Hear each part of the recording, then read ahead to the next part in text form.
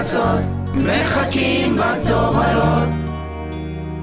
ושרון על כיסא לבדה יושבת, לא נשאר הרבה מקום, הוא הגיח לו פתאום. התעניין נורא מה היא לומדת, הוא לא בטוח מה לומר, כי בכל זאת היא טייסת, מגע קסם. והוא הרי בכלל צירה, ואיך דבר כזה נראה, זה עוד יגיע עד הכנסת. כולנו חוגגים הלילה חתונה לדדי ושרון,